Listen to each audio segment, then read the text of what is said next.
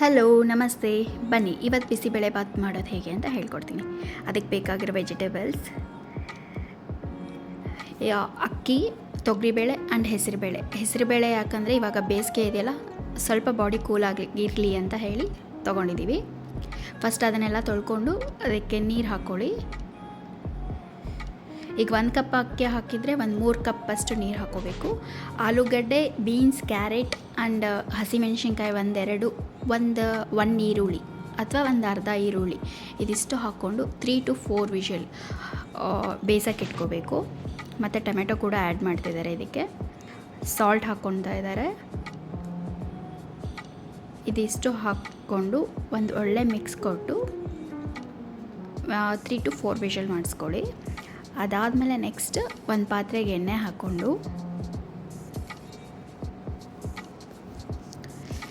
ಕಡಲೆಬೇಳೆ ಆ್ಯಂಡ್ ಶೇಂಗಾ, ಉದ್ದಿನಬೇಳೆ ಕೂಡ ಹಾಕ್ಕೋಬೋದು ಆ್ಯಂಡ್ ಗೋಡಂಬಿ ಹಾಕ್ಕೊತಾರೆ.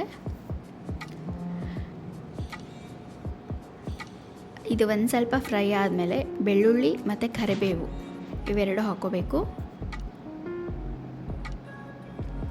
ಆ್ಯಂಡ್ ಈರುಳ್ಳಿ, ಇದು 2 ಈರುಳ್ಳಿ ಇದೆ, ಅದನ್ನು ಕೂಡ ಹಾಕ್ಕೊಂಡು ಫ್ರೈ ಮಾಡ್ಕೋಬೇಕು.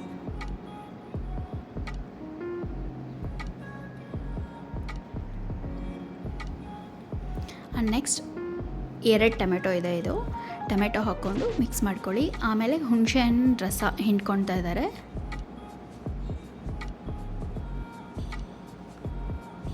ಆಮೇಲೆ ಬಿಸಿಬೇಳೆಬಾತ್ ಪೌಡ್ರ್ ಇರುತ್ತಲ್ವ, ಅದನ್ನು ಹಾಕ್ಕೊಳ್ಳಿ.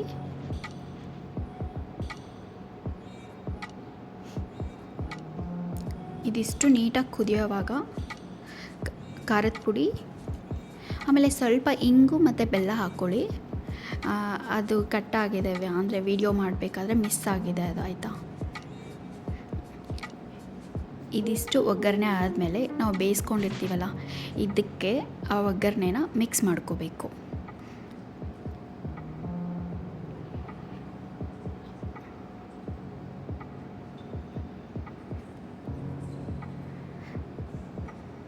ಸ್ವಲ್ಪ ನೀರು ಕಮ್ಮಿ ಅನಿಸಿದ್ರೆ ಬಿಸಿ ನೀರು ಕಾಯಿಸ್ಕೊಂಡು ಹಾಕ್ಕೊಳ್ಳಿ.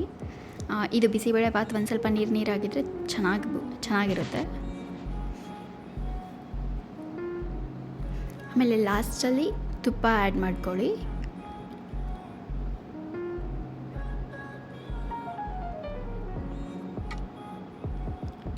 ಒಂದು 2 ಸ್ಪೂನಷ್ಟು ತುಪ್ಪ ಹಾಕ್ಕೊಂಡು ಆಮೇಲೆ ಕೊತ್ತಂಬರಿ ಸೊಪ್ಪು ಹಾಕ್ಕೊಂಡು ಸರ್ವ್ ಮಾಡಿ.